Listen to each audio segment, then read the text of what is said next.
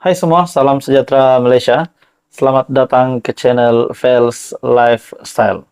Saudara-saudara, tuan-tuan dan puan-puan, seperti yang kita tahu bahwa Khairi Jamaluddin ataupun KJ yang sehingga hari ini belum menetapkan di mana parti yang bakal beliau ikut ataupun parti yang bakal menjadi perjuangan baru untuk Khairi Jamaluddin setelah dipecat dari UMNO.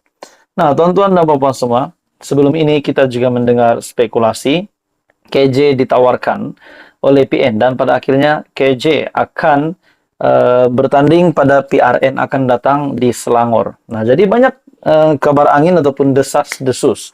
Akhirnya saudara-saudara, tuan-tuan dan puan-puan semua, tidak lari juga, tidak dinafikan juga, terdapat spekulasi KJ akan menyertai Pakatan Harapan. Mungkin anggota komponen di dalam Pakatan Harapan. Saudara-saudara, dalam satu artikel dari biharian.com, Khairi calon Perdana Menteri dari DAP menurut Kian Ming. Nah, tuan-tuan dan puan-puan semua, setelah kabar angin desas-desus menyatakan KJ akan masuk Perikatan Nasional, KJ akan masuk Bersatu, KJ akan masuk PAS, bertanding di Selangor dan akan diberikan jawatan Menteri Besar sekiranya beliau menang. Akhirnya hari ini pula kita mendengar Khairi menjadi calon Perdana Menteri dari DAP menurut Kian Ming. Dalam satu artikel, bekas pemimpin UMNO Khairi Jamaluddin dan Syahril Sufyan Hamdan patut menyertai DAP kerana parti itu ketiadaan calon Perdana Menteri. Bekas ahli Parlimen Bangi DAP Ong Kian Ming berkata demikian ketika menjawab soalan Khairi sebab beliau dan Syahril perlu menyertai DAP di siaran podcast keluar sekejap di saluran YouTube. Khairi yang juga bekas ahli Parlimen Rembau dan pernah memegang jawatan Ketua Pemuda UMNO dipecat parti itu selepas dikatakan melanggar Undang-Undang Disiplin Parti. Selain itu, Syahril yang digantung keahlian UMNO selama 6 tahun. Untuk Syahril Hamdan pula menjadi persoalan, adakah Syahril Hamdan akan bertanding pada PRN yang akan datang yang dijangka pada bulan Julai ini. Jadi hari ini dalam artikel ini, sehingga hari ini Khairi masih berteka-teki sama ada akan menyertai parti lain untuk menghadapi pilihan raya negeri. Sementara itu Syahril pula menegaskan beliau tidak akan bertanding pada PRN akan datang kerana secara teknikal beliau masih ahli UMNO.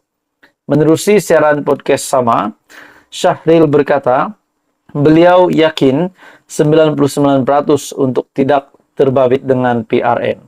Nah, tuan-tuan dan puan-puan semua, DAP tiba-tiba membuat satu kejutan dengan membuat kenyataan Khairi Jamaluddin, bekas Ketua Pemuda UMNO itu, yang juga adalah bekas Menteri Kesihatan, menjadi calon Perdana Menteri dari DAP. Dan ini dinyatakan oleh bekas ahli Parlimen Bangi, DAP, Ong Kian Ming.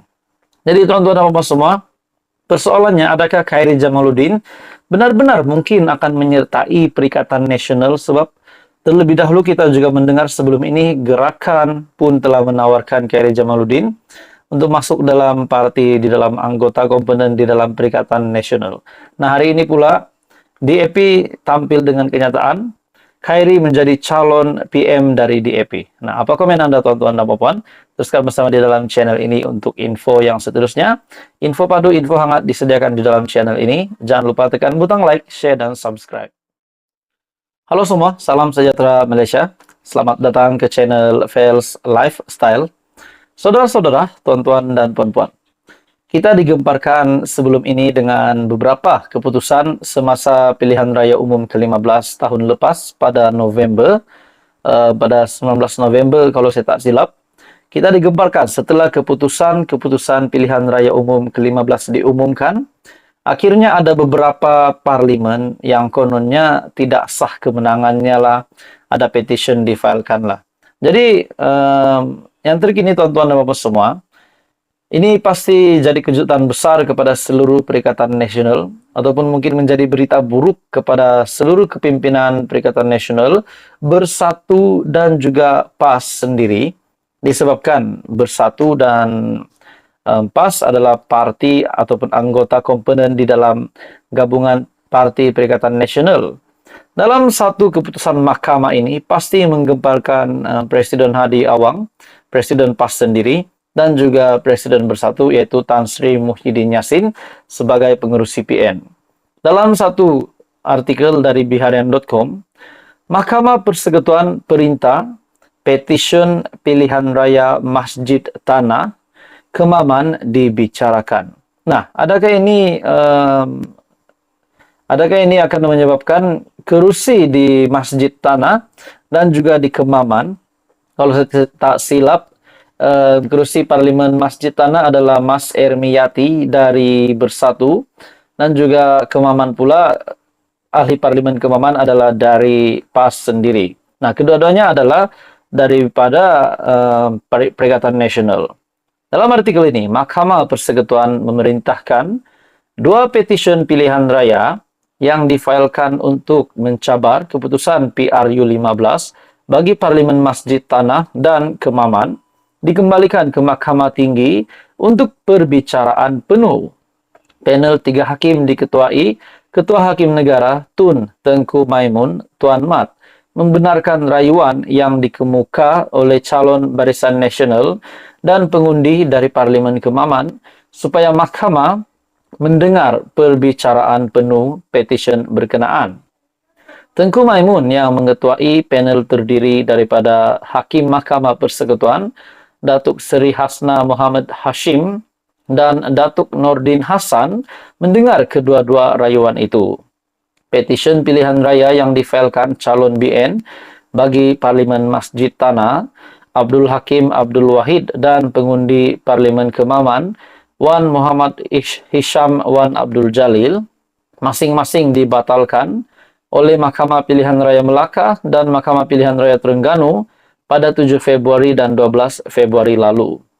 Selepas mahkamah menerima bantahan awal yang dikemuka oleh responden dalam kedua-dua kes itu, Abdul Hakim merayu terhadap keputusan Mahkamah Pilihan Raya itu yang membatalkan petisyen pilihan rayanya untuk membatalkan kemenangan Ketua Bersatu Masjid Tanah Datuk Mas Ermiyati Samsudin pada pilihan raya umum ke-15 bagi kawasan Parlimen Masjid Tanah.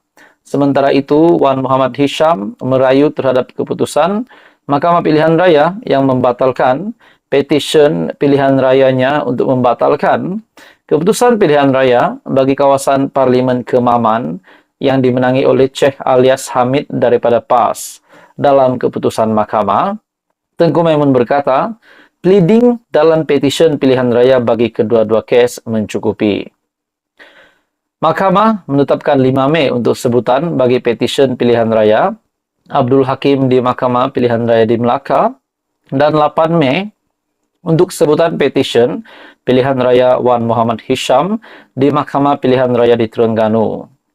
Jadi tuan-tuan dan bapak semua, ini pasti satu lagi keputusan yang amat mengejutkan. Adakah dengan ini dua kerusi Perikatan Nasional berisiko untuk dikosongkan dan kemenangan ditarik balik, yaitu di Parlimen Masjid Tanah dari ahli parlimen ataupun calon dari Bersatu, dan juga ahli parlimen dari Kemaman, yaitu calon parlimen dari PAS sendiri. Jadi kedua-duanya adalah dari Perikatan Nasional. Adakah ini akan berisiko kedua-duanya akan hilang kerusi ataupun sebaliknya? Jadi tuan-tuan dan bapak semua, teruskan bersama di dalam channel ini untuk info yang lebih lanjut.